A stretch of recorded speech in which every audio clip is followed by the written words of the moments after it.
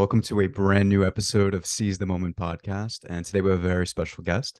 Today we have Professor Joseph Graves Jr. He's a professor of biological sciences in the Department of Biology at North Carolina A&T State University. He's also the first African American to receive a PhD in evolutionary biology. And Professor Graves was elected a fellow of the Council of the American Association for the Advancement of Science in 1994. He's an associate director of the Triangle Center for Evolutionary Medicine and has been recently added to the board of the National Center for Science Education. And his new book, out now, is called A Voice in the Wilderness. A pioneering biologist explains how evolution can help us solve our biggest problems. Welcome, Joseph. It's good to have you on. Thank you guys for having me today. Absolutely. And so as we tend to do, we are going to start off with a passage from Joseph's book. So Joseph writes, any genetic variant reducing blood flow to the brain would potentially have a negative impact on cognitive function. And all genetic influences on cognitive function are dependent upon their interaction within a large number of environmental factors, e.g. nutrition, medication, chemical exposure, lifestyle practices such as smoking, drinking, or exercise, circadian rhythm, whose dysregulation has powerful consequences for mental function. Epigenomic changes and the individual's microbiome. So the notion that we can identify a small number of candidate genes that would capture the majority of the variation in the normal range of human intelligence is absurd. So I love that. As you know, since we're kind of lay people on this argument, as I'm sure you know, a lot of us in this kind of pop culture, we keep reading articles that crop up here and there about the sort of the genetic underpinnings of IQ. So what we tend to see in biology or neuroscience sometimes is people kind of reduce it to genetic factors. And obviously, we're going to get into the bell curve and what that means, the book, not the actual concept. And so essentially what people tend to do, and I think the kind of popular conception is that IQ and intelligence is or are predominantly genetic. So you challenge that and you sort of more so focus on the socioeconomic status as opposed to the genetic variance underpinning intelligence. So can you tell us a little bit about that and also some of the backlash that you've gotten as opposed from some of these biological determinists? Okay, so let me first make it clear that my training is in evolutionary genetics and quantitative genetics. When most people think about genetics, they think about it in terms of the really simple, Punnett square type genetics, where you can take one locus and you have a dominant allele and you have a recessive allele and you cross them and you get a 3/4 ratio showing the dominant phenotype and a 1/4 ratio showing the recessive phenotype. Now, I can tell you that even most people who graduate from the university with courses in genetics, that's the level of genetics that they've gotten. Wow. Very rarely do people take courses dealing in quantitative traits. Now, the reason this is unfortunate is because the vast majority of traits, particularly that have significance to evolution, are quantitative traits, not simple Mendelian traits. And the difference between quantitative traits and Mendelian traits is that in a quantitative trait, multiple genetic loci, positions along the chromosome that encode, protein genes, are involved in the production of that phenotype. And the more loci involved, the more difficult it is to understand how those genetic systems produce the ultimate physical trait that you're examining. Now, it might also surprise you that our understanding of genetics really sort of began in quantitative genetics. And that was with people breeding domestic crops, domesticated animals. They were doing this in the ancient world, but they didn't actually know the mathematical formulation behind the breeding that they were doing. Okay, which brings us to this, modern misconceptions about single Mendelian traits determining complex things like intelligence. And that's why I say that's nonsense. What we know about the function of the brain is that about 82% of the human genome. So we have 19,000 protein coding genes. 82% of them are expressed in the human brain. Wow. Now, to give you a comparison, other complex organs like the heart and the lungs only use about 42% of your genome.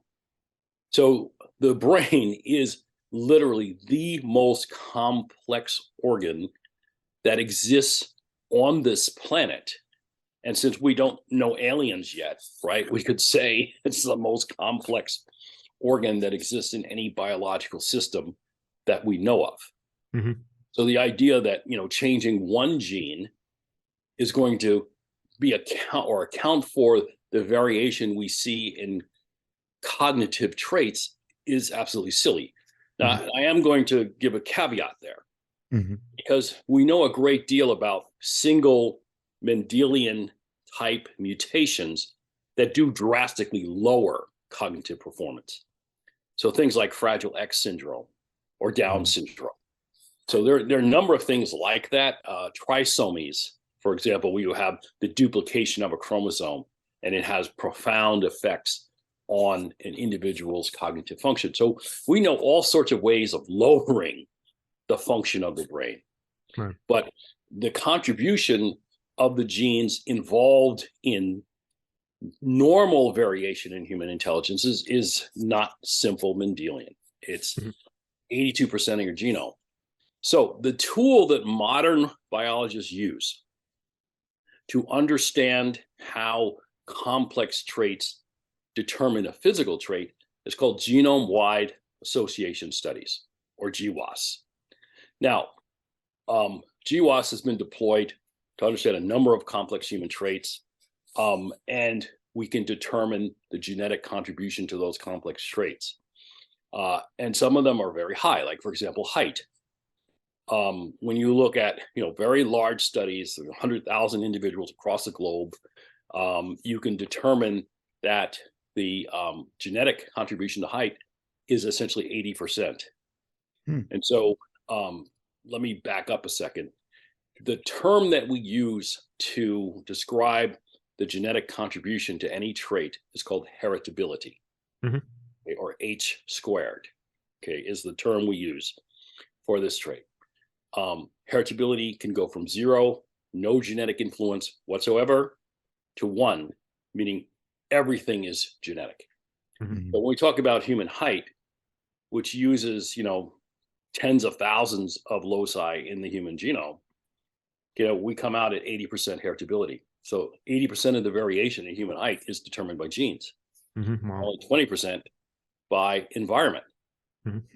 However, when we deploy GWAS to understand cognitive performance, the performance of those tests has been really small. So, for example, one test looked at a cohort of people of European descent. This was around 2011.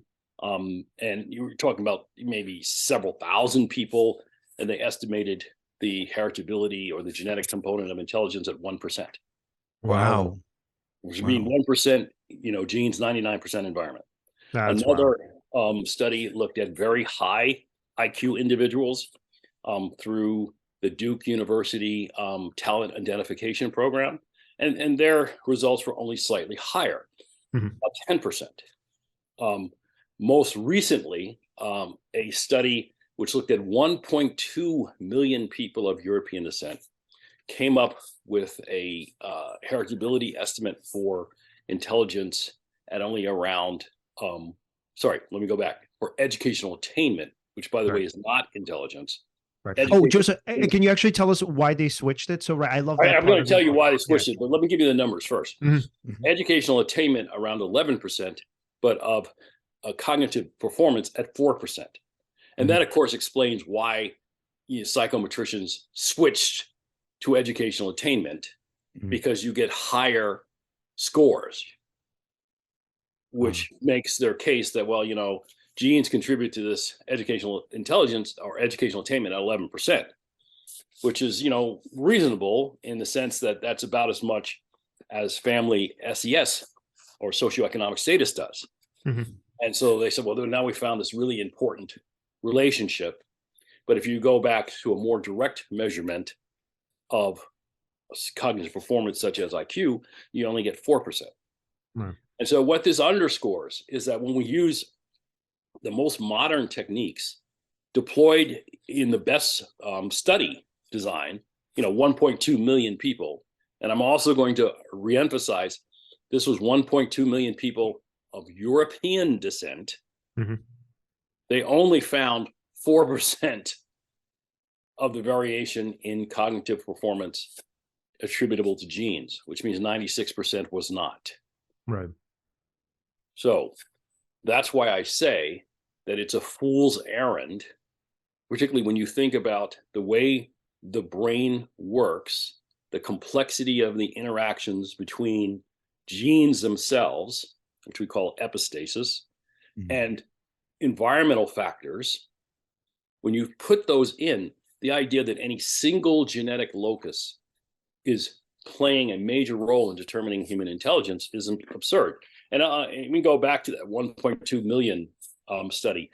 They found in that, and again, I don't have the study in front of me, but it's about 125 positions, or what we call single nucleotide polymorphisms. Places in the genome where you can get a different nucleotide base there, which could account for genetic variation. They found 125 SNPs were accounting for that 4% association. So just do the math. Okay, 125 divided into 4. Right? So that means that each one of those SNPs is giving a very small contribution to this very small amount of variation in cognitive performance. Right. Which again says that most of what we see in the real world in terms of the differences that individuals display in intelligence is probably more related to environmental factors than it is to genetic variation. Which, by the way, that knowing that's really enlightening, because historically, right, I've seen, that scientists, or not even scientists, people have used genetic differences to justify claims about like different racial differences, right? Like, for example, like I don't know, brain size or skull The size. cranium, Cranium, so- let's say, for African Americans. It's messed up when you like take into account what you just said, that people used to justify these things. Yes. So going back to brain size, I mean, that's a fallacy that you can date back to the 18th century. And, we can't show any relationship between human brain size and, what we call intelligence, which is, by the way, the term intelligence itself is problematic. When you're talking about doing genetics, one of the most important things is being able to identify the phenotype or the physical trait in question. So if I tell you, 80% of the variation in height is determined by genes, I have very solid footing with regard to the measurement of height. I mean, any person on the street, you can give them a tape measure and you can go out and you can measure a person from their head to their toes. There's no controversy over the meaning of this physical trait, height. However, when we get to this, term intelligence, people who study human cognitive function don't agree on the definitions. So there are 3 major definitions that are used. The first is called triarchic theory. And triarchic theory says basically that there is this thing that we call generalized intelligence. And you can break generalized intelligence down to subcomponents like, the store of your information, or the flexibility of your mind to solve new problems, and so forth. And these things are statistically related, and you can get a score called G, generalized intelligence, which you can measure via various forms of standardized tests. Well, not everybody in the field of cognitive performance accepts that definition of intelligence. But that is the one that psychometricians have based their entire, particularly their entire racial argument on, is simply this one definition of intelligence, triarchic intelligence, but not the other 2. So, for example, another common definition of intelligence is called multiple intelligence theory, in which there are 8 different categories of an individual's intelligence, which include things like body kinesthetic music, Spiritual. no, spiritual doesn't usually fall into multiple intelligence, at least not in the work that I've seen. But things like emotional intelligence, social knowledge, and things like that. And then there's another one, a third one that just has three components of intelligence, which which are sort of practical and then creative, and another one. But my point is that no one has settled on what the correct definition of intelligence is, and no one has settled on exactly how one measures these things in a reliable way. So with height, we know what it is, we know how to measure it. With intelligence, we have a huge debate by people who study this area about what it actually is, and an even bigger debate with regard to how to measure it. That, of course, makes genome-wide association studies even more problematic because, and by the way, I want your listeners to know that I do genome-wide association studies. I've done them with regard to lifespan.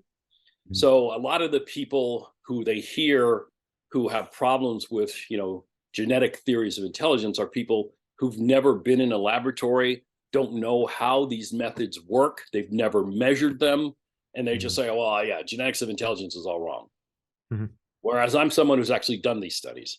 And I can say that if you were to use the standards in my field, you couldn't publish any of the stuff that psychometricians have published on GWAS of intelligence. Right. And the reason why you can't publish it in my field is because we know that environmental sources are crucial in determining eventual phenotypes. This problem, by the way, is recognized by the National Science Foundation as one of the great big ideas in life science research. It's called the genotype to phenotype pathway. So people who do this work in experimental systems where they can control one who mates with who, which is really important for deploying the tests of heritability, is being able to control who mates with who. And we can control the environments under which the organisms develop and live. And we can do that for multiple generations. Now, the reason that last thing is so important is because we know that in this genotype to phenotype pathway, that epigenetic factors, which are non-nucleotide based changes in the genetic code, which result from differential environmental exposures, play a huge role in gene expression.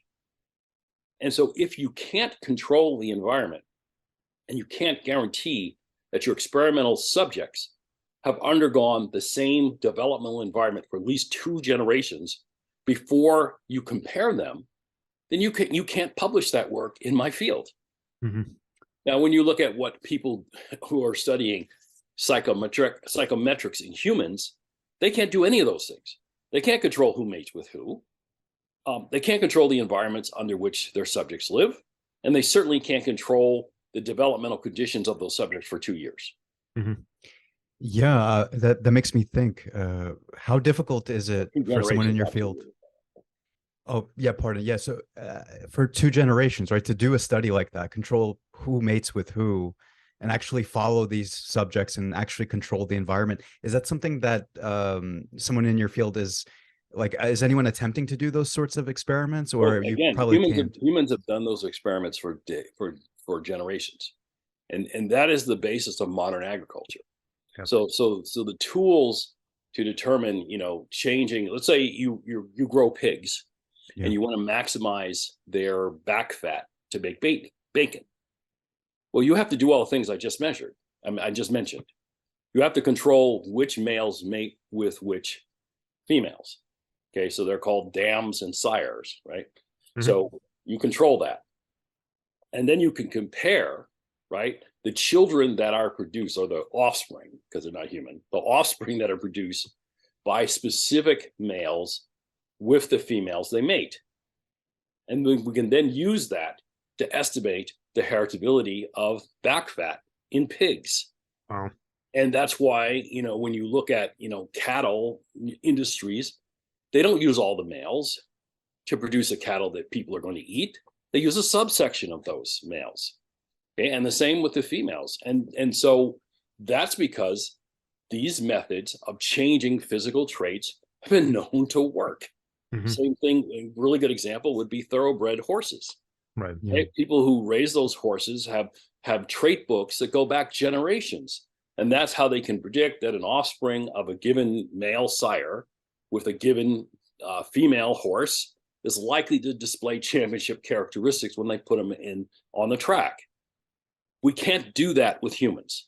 Right. Even the Nazis, okay, who controlled the state power, okay, couldn't determine who mates with who. They tried through their Lebensraum programs, right, to get the most fit Aryan females to have a lot of babies with the most fit Aryan males. They tried it, but they couldn't do it. Mm. So without those kinds of techniques, everything you do is basically indirect measurements. And so with these indirect measurements that can't account for all the things that I just mentioned, you're basically waving your hands and then saying, oh, and a miracle happens, and 11% of educational attainment is genetics. Right. But we don't really know that, Mm-hmm. precisely because in the studies in question, they don't have the kind of rigorous control that you actually need to make genetic estimates of a given physical trait.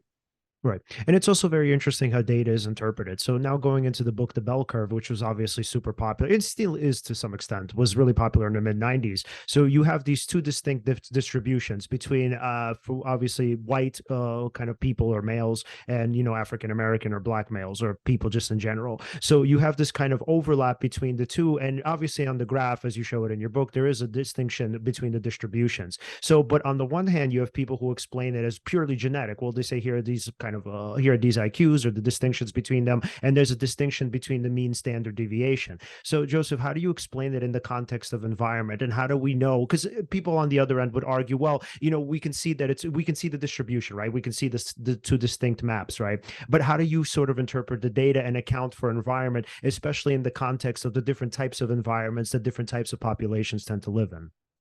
Sure. I mean, that's easy. So the first paper I wrote on the bell curve was entitled "Figures Never Lie, but Often Liars Figure."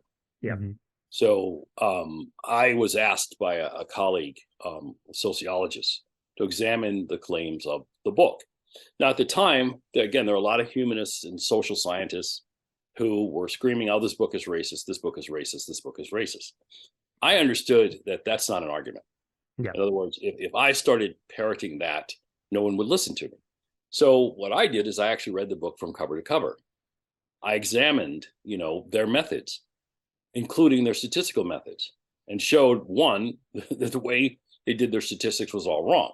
Mm-hmm. And so they're making claims about the impact of intelligence on American social life that really you can't make based upon the data they had and the methods they used because they did it incorrectly. Then there's the intelligence testing itself.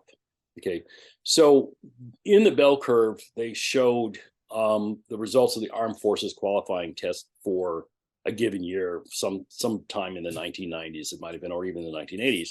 But I don't doubt that the distribution of IQ test scores that they showed were real. They are real.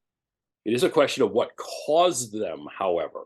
Yes. Right. And when you look at how structural racism works in the United States, it is very easy to understand how certain people, based upon their socially defined race, have greater educational opportunities, because Armed Forces qualifying test is like the SAT, but for people going in the military. Mm-hmm. So it's easy to understand how certain socially defined groups have had greater access to the things that would allow them to perform better on those tests, including, where you live.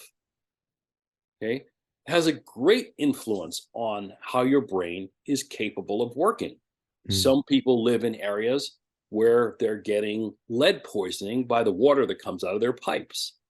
Some people don't. So we know, for example, in the United States, African American children have 8 times the blood lead in their bodies than European American children do. Wow. Okay, lead is a toxin that destroys, neural performance. We also know things about nutrition, okay, whether you are eating on a regular basis or not. So often poor kids go to school hungry. How do you get kids learning how to read and write and do math when they're thinking about the meals they don't get at home? Mhm. Or when they have to live on the floor because in their neighborhood, gun violence is so regular that bullets routinely come through the window. So people, Chris Rock made the joke that in his neighborhood, they ate dinner on the floor, they slept Yeah. on the floor, whatever. because these things are real. So if you put the cumulative racial injustice that persons of African descent have experienced in the United States, I have no doubt that those kids don't do as well in those tests as people who haven't had to go through that. And then there are a number of other psychological factors like imposter syndrome, stereotype threat. You throw all those things in there, and until we equalize the educational systems and the social, physical environments that people live in, you cannot make any genetic claim for any physical trait. So the physical trait is real. The tests are real. But you can't say that that difference is genetic. And now, to go further, the biggest problem that people who champion the genetic determination or differences in intelligence amongst human populations face is they have to explain how that could have evolved. Now, when people were using special creationism, you didn't have to come up with an explanation. And by the way, that was the explanation for the differences in intelligence in this country up until the 20th century. It was God is white. God created white people smart. God created all the non-white people dumb. Simple explanation that requires no evidence. In the 20th century, when we had, the coming of evolutionary genetics, now you have to explain how it is that one population ended up more intelligent than others. So it began with these ideas of multi-regional evolution, meaning that, Homo sapiens evolved from Homo erectus in different portions of the world, but at different rates. And so, Carlton Kuhn in the 1960s, who was an adamant racist and opponent to desegregation, in his book on human races, said, yeah, we can explain these intelligence differences by the fact that Africans arrived at Homo erectus late. So that was his explanation. Okay, different rates of evolution in different portions of the world. Now, the problem with that is that would represent the most incredible case of parallel evolution that anyone has ever seen in any group of organisms, right? That they all came from Homo erectus in different places, but at different rates. So it was rapidly shown that theory was bogus. And that, in fact, the human species, Homo sapiens sapiens, evolved in Africa around 300,000 years ago. Okay, that means that everybody on the planet, by the way, is an African. It's only a question of when your ancestors left Africa. Some people's ancestors left earlier than others, but the amount of adaptation to these new novel environments is actually tremendously small. And we can see how small it is by looking at the characteristics of the human genome. Okay, 99.9% of the human genome is shared amongst all people who are alive today. That means that if you choose any two people on the planet at random, 99.9% of their genome is the same. Now, furthermore, if you were to take, for example, one African and one European drawn at random, and two Africans drawn at random, it would be the two Africans who have a greater difference in their genome than the African and the European. Interesting. And the reason for that is because the greatest amount of genetic variability in our species resides on the African continent. Okay. So Africans and Europeans at random are closer to each other than Africans and Africans are. Wow. Now, and then you're going to try to come up with a theory of racial difference of intelligence based upon such similar genomes and genomes, by the way, that are similar and different in ways that completely invalidate racial classification. You have a huge problem there. Now, but I'm going to go on because I'm sure some of your listeners are saying, well, you've got 3.3 billion nucleotides out there, Dr. Graves, and yeah, 0.999 the same still means 300 nucleotides that are different. Mm-hmm. And I completely agree. 300 nucleotides are enough to make every human being on the planet unique except for identical twins, right? And so, you could have polymorphic variation going on that makes groups different with regard to this trait intelligence. But then you have to explain how that would happen. So the first set of explanations were put forward by people like J. Philippe Rushton. And he used life history evolution theory called R and K selection. And basically Rushton's argument was that R selected populations tend to have a higher investment in reproduction and a lower investment in somatic tissue, that is stuff that isn't reproduction. Mm-hmm. And so for Rushton, his theory was that Africans were R selected. They had smaller brains and larger gonads. And Europeans were K selected, that they had bigger brains and smaller gonads. Okay, and he meant by this Eurasians and East Asians. Mm-hmm. So the problem with that right away is if you're making the argument, though, the reason that Africans aren't as intelligent is because of their high reproductive capacity. If you start measuring African, populations and European populations and East Asian populations for the reproductive capacity, there's no correlation. Mm-hmm. Right. Okay, so simply no correlation. So that theory falls on its face from the evidence. But the worst thing about what Rushton did was he applied the theory backwards. Mm-hmm. And I was the first person to show that. That, in fact, what MacArthur and Wilson said in their original formulation of R and K selection theory was that European populations or temperate zone populations would be R selected and that tropical populations would be K selected. Mm-hmm. Now, the reason for this is because temperate zone climatic conditions require rapid growth for, winter. So you have to be R selected to get through your reproductive cycles. Tropical zones have multiple growing seasons. And so you're not pushed by the chance that you're not going to be able to complete your reproduction in the tropics. Mm-hmm. So Rushton applied his R and K theory selection backwards. Mm-hmm. Now you can, by the way, see the Graves-Rushton debate because we were on a panel together in the 90s at the John Jay College of Criminal Law in New York City. So if you YouTube Graves-Rushton debate, you can see that panel in which I point out all this stuff to him. And soon after I published on this, Rushton stopped using R and K selection altogether because he'd been exposed. Mm-hmm. Okay. So after that, they went to winter selection theory. And winter selection theory goes like this. Okay, when people moved out of Africa and they now are experiencing this thing called winter, winter requires greater cognitive skills to survive. So you have to figure out how to do new stuff that you didn't have to figure out when you lived in the tropics. Mm-hmm. And hence selection for greater intelligence. Now, this is even dumber than R and K selection theory. Because number one, okay, people migrated all over Africa too. There are over 8 climatic zones in Africa, all of which represent new and novel problems. For example, the rainy season, right? Rainy season is extremely difficult, just as difficult as winter is.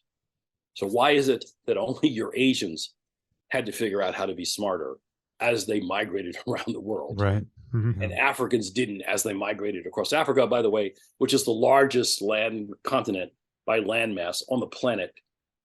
going through the largest amounts of latitude. Right. So this is basically because we had winter. Winter had to have given us greater intelligence.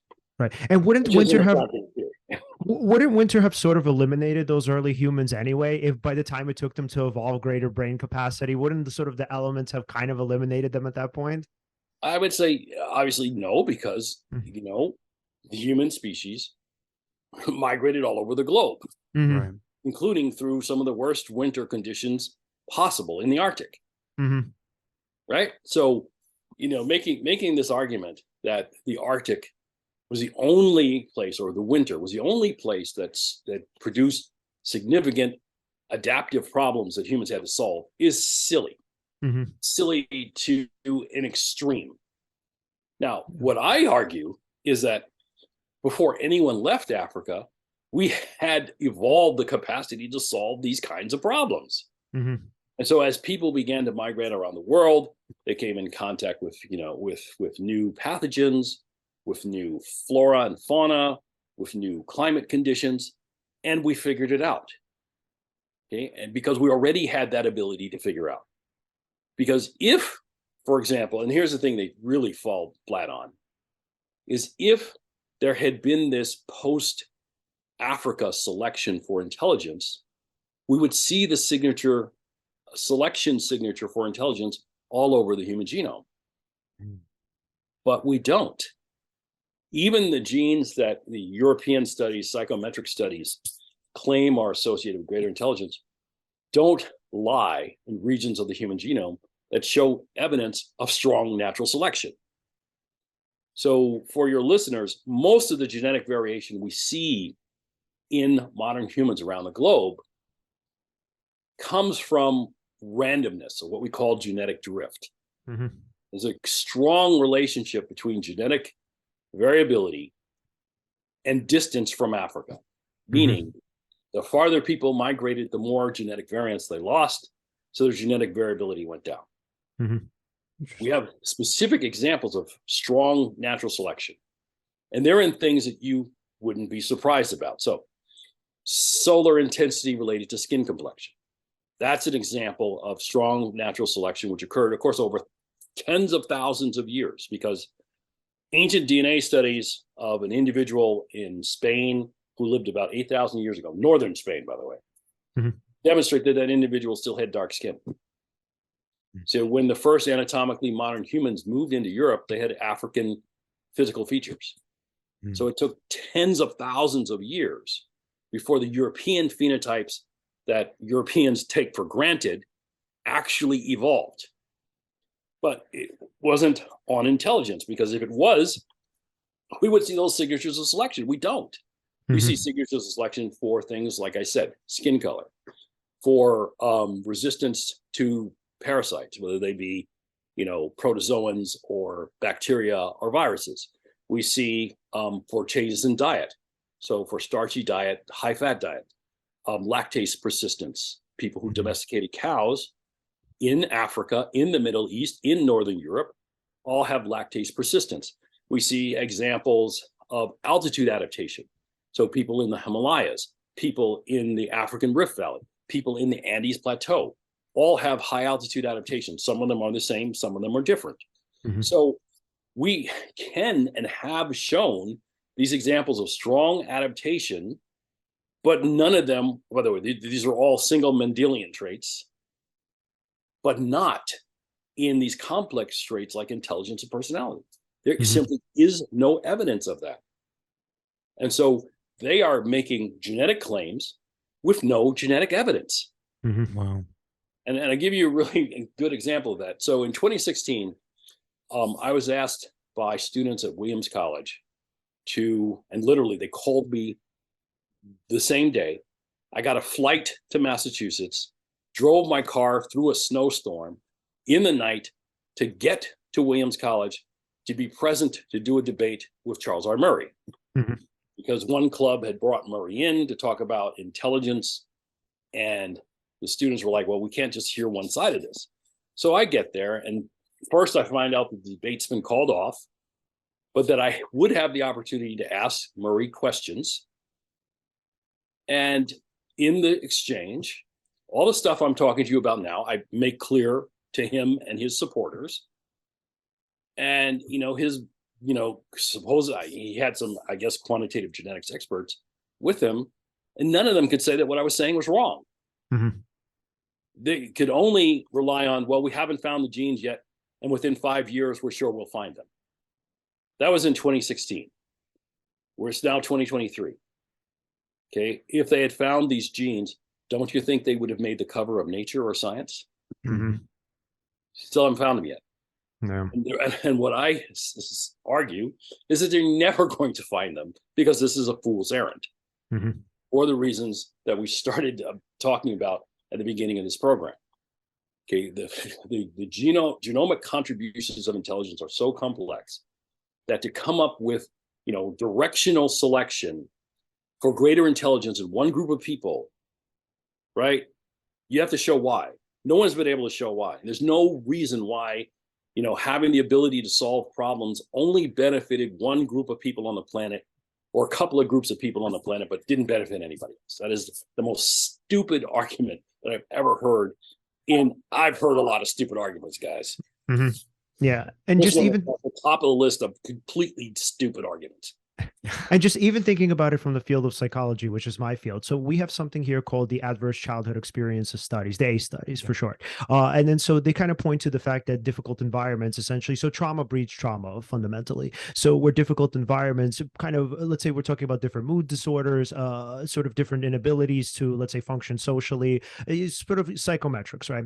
So when we're thinking about ACE studies, I would wonder, how does somebody kind of disentangle that and say, again, going back to the gene argument and say, well, here are these genes that now we're looking at, obviously, educational attainment. Here are these genes that contribute, or are the only things that, or the main things that matter to educational attainment. When on the other hand, in this other discipline, and this is now going to go into the importance of interdisciplinary approaches, but in this other discipline, again, going back into psychology, you have something called the ACE studies, which have significant correlations between adverse childhood experiences, again, negative environments, abusive environments, neglect, sort of a poverty, inability to, let's say, kind of take care of one's children, feeling like there's a precariousness in your environment, in your ability to care for yourself, in your ability to care for your children. There's maybe a lack of food. There's kind of sort of what would you call it? The fear that there might not be the meal tomorrow, or God knows how many meals tomorrow. So right, we know that there are these high correlations between these effects and the experiences. One of which would be educational attainment. So yeah, Joseph. Now I want to focus on the importance of an interdisciplinary approach and why these kind of environments matter, and also how psychology can kind of benefit, if they can, right, from gene studies, but then vice versa, also how gene studies can benefit from psychology. Yeah, from their collaboration. Yeah. Well, again, everything you just said says to me that most of the variation that we see in educational attainment, particularly in racially structured societies like the United States, has to do with these environmental factors, social and physical. So I'm not sure that genomic studies help in any way. In other words, you can spend, hundreds of thousands of dollars or millions of dollars sequencing human genomes. Yep. And that's not going to get you towards a solution of the things you just mentioned. And I've said this for a long time. I do genomics. Right now, I'm a director of a new National Science Foundation Precision Microbiome Engineering Research Center of Excellence. So I understand how this works. I do it myself. And doing that kind of study doesn't get us closer to understanding how we can improve kids' educational attainment. The things you mentioned get us closer to that. But the problem is this ideological buttress of racial supremacy, which starts with, you people are genetically different from us, and that's why you haven't succeeded in American society. It is not that American society is structurally and foundationally racist and classist and sexist and all the other isms you wish to throw into the sentence. It's simply your fault. It's called blame the victim ideology. And if we were truly invested in human potential, we would work towards a society where we give every kid an equal opportunity to get an education But the problem with that, of course, if you think through the nature of our hierarchical capitalist society, is that if you were giving every kid the educational opportunity to succeed, there wouldn't be enough jobs for all these educated people. Right. And that's a real problem. A society that is now, by the way, moving in the direction of even fewer jobs, because now we have production that can be done by robots. And if chat CPG doesn't bother you with regard to even my job, okay, in terms of like teaching university classes, I'm sure chat CPG could do a better job than most professors can now of providing the information for a student to be able to learn a discipline at the university level. Okay, so we're heading in the direction of removing meaningful employment at even greater scales.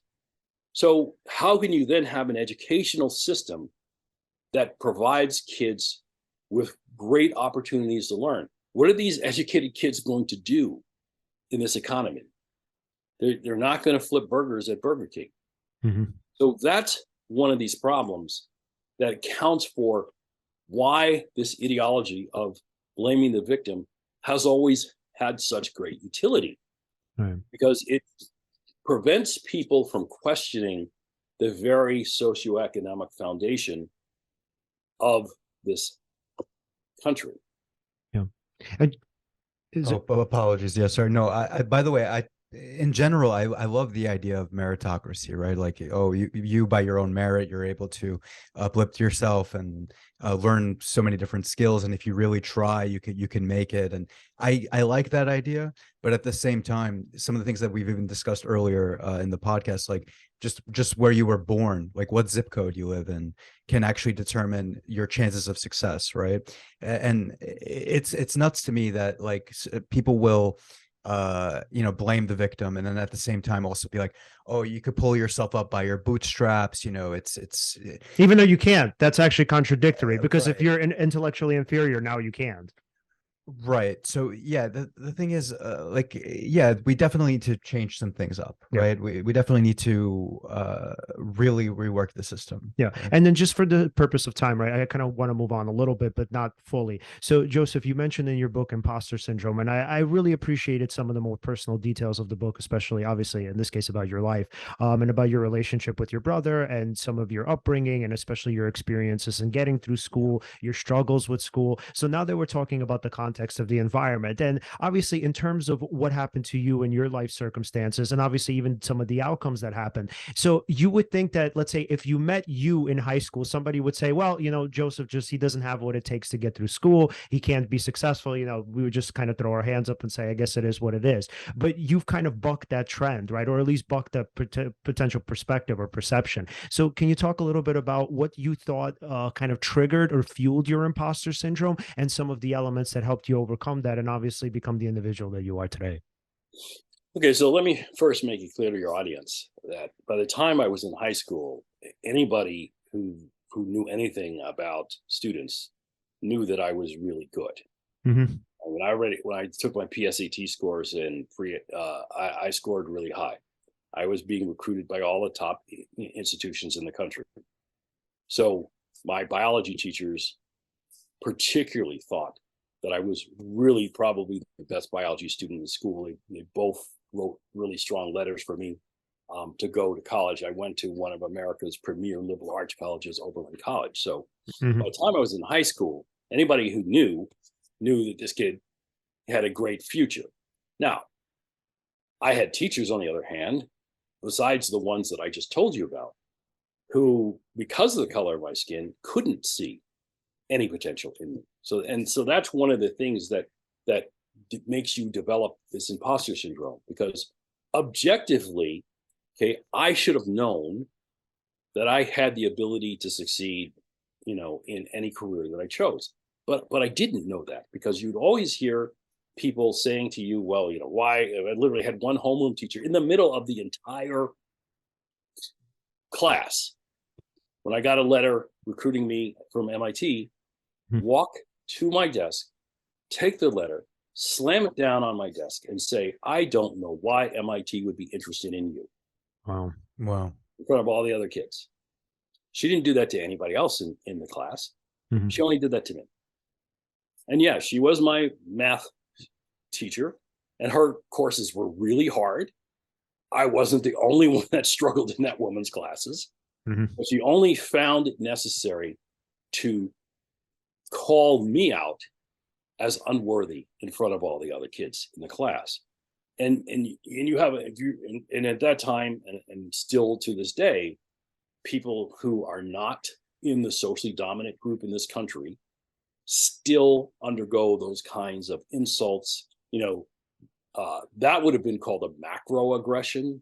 Mm-hmm. Okay? Now we have all these microaggressions that are even done without words. But even to this day, if I walk into an upscale restaurant, I will get looks like I'm not supposed to be there. And when you've had these looks all your life, you know what's behind the look. Mm-hmm. Okay, so this is how one develops imposter syndrome, not just from the overt, naked, racist aggression, because you get enough of that, but you also get all this subtle stuff that's directed towards you, even non-verbally. It makes you think you don't belong. So yeah, that's how I had imposter syndrome. And when I went to college with kids from the wealthiest portions of American society. I went to school with kids whose parents were Hollywood actors and or millionaires. And I struggled as an undergraduate because I was from a poor working class family. My mother and father could barely read a newspaper. These kids went to Europe on their parents' yachts in the summertime while I was working in a plastics factory, choking on fumes in the 95-degree heat of central New Jersey. Completely different experiences. Okay, guys, I need to take this real quick. Sure. Okay, all right, so go back. Mm-hmm. Okay, so Yeah. That's how you get imposter syndrome. Mm-hmm. Yeah, and even as a child, right? If I'm not mistaken, in your book, there's a section where just one time you were just maybe you wanted to fly in class, something like that, right? And the teacher deemed that as like obstructive behavior, maybe told the principal, if I'm not mistaken, and they wanted to put you in a special education class. And it was thanks to your mother that you actually weren't put into one, but that could have totally changed your life's trajectory. And that happened to have happened to one of your friends. And then they became dejected and became less interested in school as a symptom of that. So to tell you, what my life's trajectory was like, I am the only African American male in my kindergarten class that is still alive. Wow. And that didn't go to prison. Mm-hmm. All the rest are dead or went to prison. And there were so many times growing up when if coin had flipped another way, I wouldn't have survived to go to college. Mm-hmm. And that's the society that African American males and African Americans in general grow up in. I mean, I was born in the same year that Emmett Till was lynched in Money, Mississippi. Mm-hmm. My parents taught us a behaviorance of deference to persons of European descent, particularly to police, because they grew up in a world in which people disappeared all the time and were never seen again. So one of the things that my parents really did a good job was preparing me to survive in an environment where there were plenty of people who, simply because of the color of my skin, would have jumped at the opportunity to do me harm. And not to mention the fact that in communities that are socially subordinated, people turn on themselves. And this is what, Du Bois talked about in The Souls of Black Folks, about the internalization of racism. Mm-hmm. So there were people, again, it wasn't as bad when I was a kid, but, black on black violence was a real thing. I mean, literally on the summer before I was about to go off to college, I had been involved in a scrape with this kid at the schoolyard. And he pulled up in a car, okay, and was challenging me to fight as I was walking along the street. I didn't know what he had in that car. Mhm. If I had jumped at that opportunity, I mean, I could have easily been dead. So my life was and is an absolute miracle. Yeah, wow. Okay? And that's understanding the nature of structural racism. I'm sure there were plenty of other African American males who were just as bright and talented as I was, but they didn't make it. Right. That's how structural racism works. It determines the probability of your success. So that someone like me was extremely rare. Right. Yeah. And so just Alan, do you have any more questions about the issue of race and IQ, or do you want to, are you okay with moving on? Well, so there's a chapter in your book, the book that everyone should read, if I'm not mistaken. Yeah. And A book in that I it, want to read, yes. yeah, there was so by the way, with respect, if we don't have to talk about this, but what happened with your brother, right? When I was reading that, I don't know, it kind of hit me, having encephalitis, what happened with his wife, and then some of the feelings that you describe having around that time. I don't know. I've had somebody in my family pass away too, and like these inklings that you have, like when somebody's kind of near death's door, and like I don't know, it's very rough on you, but it can also impact you, change your thinking, or inspire you to work harder, in your field and stuff. I don't know, but how did it sort of impact you? Yeah. So you've read the book, so you know that I took a turn for the worst. I mean, Mhm. I undoubtedly had clinical depression, but again, I didn't get help. Yeah. So I was doing self-destructive behaviors, and my life was, in many ways, spinning out of control. So the way that I recovered was getting to work on The Emperor's New Clothes, Mhm. which is, by the way, that book is still my most widely cited publication. Mhm. Um, and I knew from my experiences with the whole bell curve nonsense that there was a need for a book to explain how this misconception of race and racial thinking had developed in Western society. And so I went to work on that. And of course, Mhm. at the time, I was still a young father. So I had two kids. And I had a big research lab that I was running during the day, and I had to teach classes. And, when I used to get home from work, my wife would go, "Here, these are your kids. Take your kids," Mhm. because she had enough, right? Mhm. And so I didn't write The Emperor until it was like 11 o'clock at night. And I would stay up and I would write from 11 to like 3 or 4 o'clock in the morning and get, a couple of hours of sleep before I had to go back to the university and do my regular job. Right. So, but it was an important work. I think it's not the best book that I've written. I think Voice and Racism Not Race, the two that came out in 2022, are Mhm. probably the best books I've written. But in many ways, it was the most important book that I wrote, because that was the one that really, I think, changed my trajectory from just sort of being a pretty good evolutionary geneticist to becoming a public intellectual. Right. Mm. Yeah. And so, again, just in the interest of time, I want to move on. So, I really want to focus on the gender issue, which, Joseph, you've covered masterfully in your book. So, first, I want to quote from your book, and then we'll talk about it. So, Joseph wrote, "All the prohibitions against gay and transgender behavior fall to pieces if the idea of a simple gender bifurcation into female and male is simply not true." As he was writing on the origin of species, Darwin was particularly impressed by the sexual characteristics and behavior of barnacles. The more he learned about them, the more he was convinced that his species theory was correct. He was astounded to find many species in which the males had become completely dependent upon the females and were only found attached to the female body. In these species, the entire male anatomy was reduced to simply being a giant penis. If this phenomenon were limited to barnacles, then the observation would not be particularly important. However, there are many species in which parasitic males are the norm.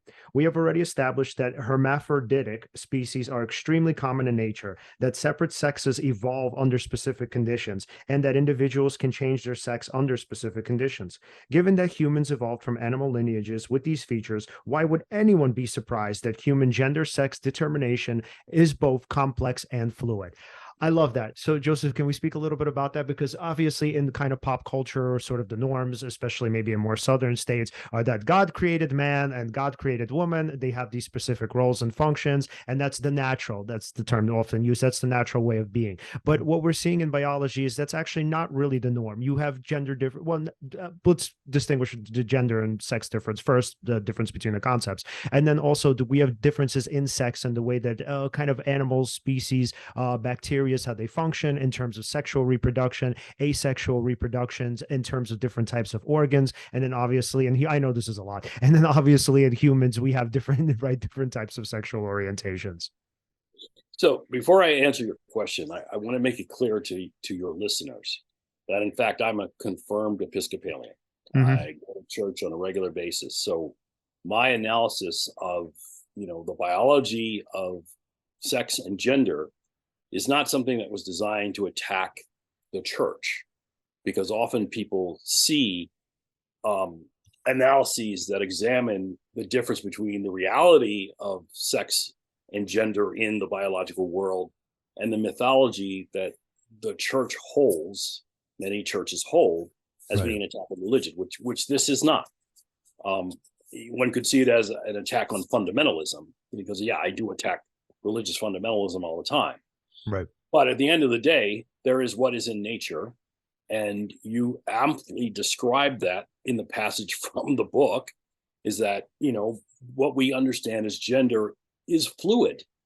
And we evolved from species that had fluid gender identities. And to think that that suddenly got lost when we became Homo sapiens sapiens is, again, it's as nonsensical as the winter selection theory. But again, it plays a very powerful ideological role in the oppression of people who don't fit the gender binary. Right. And it's often been said that you can judge the civilization of a society by the people that it treats the most or the worst. And so if you look at our society, the people who are by far treated the worst are gays and transgender people, which shows you we haven't really achieved the civilization that we say, or the United States likes to think it has. Because the idea that you will oppress people, that you will deny their sexual identity because you find it threatening, and that you will make laws against them, to me is the absolute epitome of injustice. While most of the former Confederate states, gay people are not afforded the same civil rights protections as everybody else. So in my state, North Carolina, gay people cannot marry. Now, as a credit to my church, the Episcopal Church, we recognize gay unions. Many of our clergy are gay. But a lot of other Christian denominations, even the best ones will say, we hate the sin, but we love the sinner. Right. But, what they base their hatred on is even then a misinterpretation of Scripture with regard to human sexual behavior. So when Paul was writing about this, he was mainly writing about pagan practice and about the fact that people should be focusing not on sex, but on preparing for the coming of Christ. So it wasn't a blanket condemnation of sexuality or gay sexuality. So they base this on basically what is simply bigotry and prejudice, not any sort of scholarly examination of the scriptures they say they believe in, and certainly not any scholarly examination of how organisms actually behave in the biological world. Because if they did that, they would know that being attracted to the same sex is not something that is rare. It's actually very common. Yeah, and same thing with reproduction. So it's interesting that there's so much asexual reproduction as opposed to sexual. So can we talk a little bit about the evolutionary foundations of sexual reproduction? I think people will find that super fascinating. Yeah. So, I mean, it sort of makes, again, this basic mathematical sense that if you are reproducing without males, you produce more reproductive units. Mhm. Since males can't themselves reproduce, they require females. So the question becomes, well, then how do males ever evolve? Um, if you look at the way bacteria, the first living things on this planet, reproduce, you really should consider them as all being female. They reproduce by binary fission. Every one of those cells can reproduce, which is, by the way, the definition of being female. So at some point, you have the separation of reproductive and non-reproductive individuals. So there has to be a great fitness benefit for that to occur. And so it is thought that things like novel environments, which allow or where genetic recombination is beneficial with regard to being able to deal with novel environments. Also, parasitism, again, having greater genetic diversity through recombination helps to deal with things like parasitism. But this whole question of both the evolution of sex and the maintenance of sex is an active area of research in evolutionary biology. It's not as simple as in the beginning there was male and female. Nature doesn't work that way. Right. And your understanding essentially is that it was actually in the beginning female, if we could kind of classify it as that. Right. And then the men were sort of in some ways additions later on. Yes, that's pretty accurate description of what I think. Yeah. So how would you sort of respond to somebody, again, maybe this is not so much of just a religious argument, but to somebody who says, well, that might have been the case in some species or in some animal kind of clusters, right? But we're humans, right? So we're different. And we know that men are born men and females are born females. So why shouldn't there be a gender binary? Well, first off, they're wrong because all embryos are born as females. And then in the human system, the Y chromosome encodes a gene called testes determining factor, which gets expressed later on in development and takes a female embryo and makes it male. So the idea, again, that there's just male and female in humans is again wrong. We didn't just suddenly jump out of our evolutionary lineage. We are, again, descent with modification. And the notion that humans were always gender binaries is not at all supported by written history. Okay, gay people, transgender people have always existed. They're written about in every culture on this planet.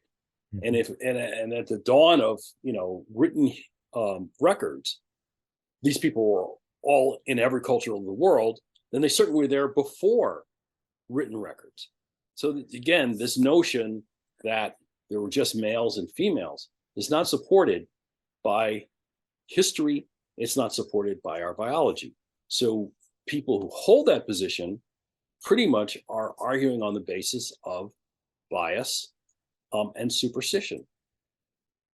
Right, which is so interesting because I mean that's technically what we tend to charge people on the other end of the spectrum, the fundamentalists, as being sort of or I'd rather that they kind of charge us, rather, I'm sorry, the other way around. They charge us with being sort of biased. So there's this kind of anti-intellectualism now and an anti-scientific movement where the idea is that it's not them so much that are the fundamentalists, it's us, that we are sort of with the new religion, or the progressives have a new religion. So how would you kind of I guess sort of how would you tackle that charge to say that there's a scientism or a wokeness in the university that shouldn't necessarily be there?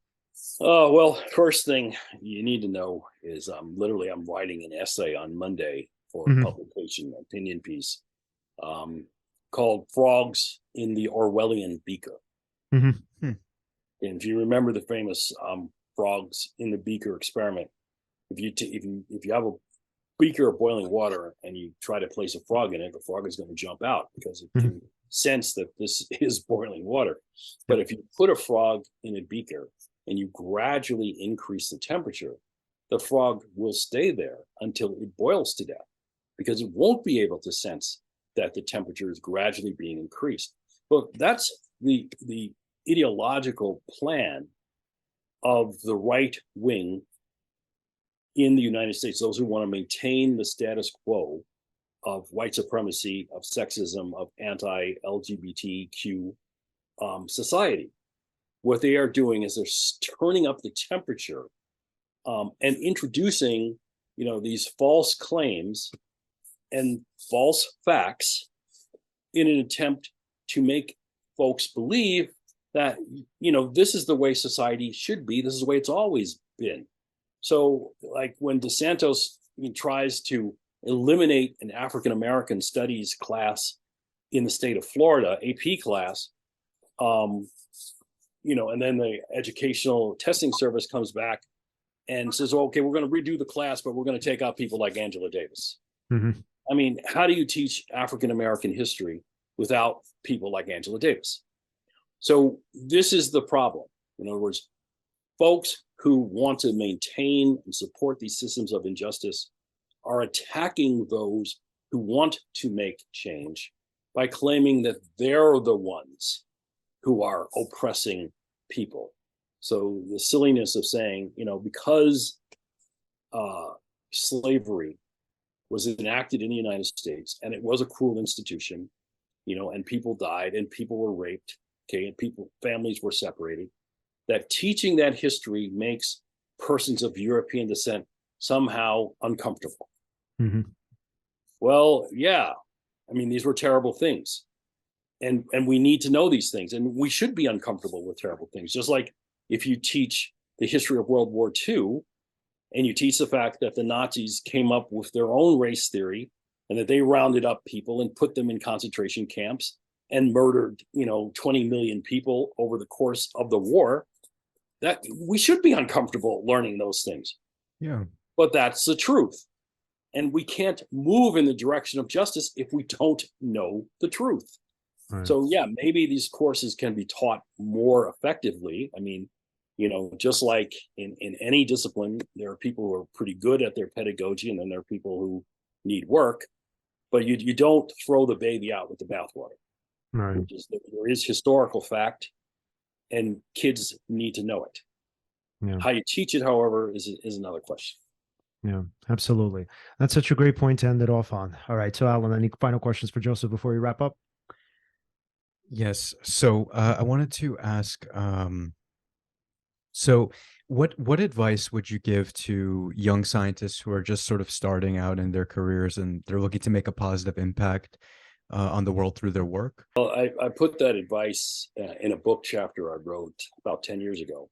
It's Mhm. called Science in the Belly of the Beast. Yep. And it's written for young aspiring scientists. And I asked them to ask themselves a series of questions. And the first question is, what do you want to do with your life? The second question is, if you're going to work inside of an organization, are your goals the same as that organization's goals? And then the third question I ask is, how do you or can you think of a way so that you can, meld your goals with the goals of the institution you're working in? And that those are questions everyone has to ask themselves without regard to discipline, without regard to career. It's not something just that scientists need to do. And so those were the things I struggled with in my early career. And in the essay, I give them tips and strategies so that they can progress in their scientific career without, having to go through the trials and tribulations that I went through. Yeah, I was in Toronto the other night at the Wycliffe School of Theology, and students were asking me those very questions. And so my response was, you should, one, do your work, finish your degree. Because, we need good people in science. But you also need to think about the difference between the scientific method, which is how we learn about nature, and the scientific enterprise, which is what we do with the facts that we learn about nature. And that we as scientists have an ethical and moral obligation to do with our science things that make the world a more humane and just place. And so that's a choice that everyone needs to face. And that's the advice I give to young aspiring scientists. I love that. And such a great point to end it off on. Oh my God. And I just got to say, man, we could have talked about so many more things. This book I had literally 5 more questions. Yeah, we could have just, oh my God, so many different directions. So Joseph, if we wanted to find you, we wanted to follow your work, buy the book, where can we do that? The book is available on all major book selling platforms. So, Amazon, Target, Barnes and Noble, and so yeah, hopefully people buy the book and read it. And you're right, we only scratched the surface of the topics in that book. And if you guys ever want to interview me again on another topic, I'd be happy to do that. Absolutely. Awesome. Absolutely. Cool. Wait, so thank you so much for coming on, Joseph. This Thank was you. excellent. All right. So enjoy the rest of your day, guys. All right, You you too, too. man. Take Talk to you care. soon. All right. Peace. Bye. All right. All right. That was awesome. So, everyone, if you want to follow us, you can follow us at Seize the Moment Podcast on Facebook, Instagram, and on Twitter. We're at Seize_podcast. Like, subscribe, Hit the bell on YouTube. And again, thank you so much for watching, and see you next time.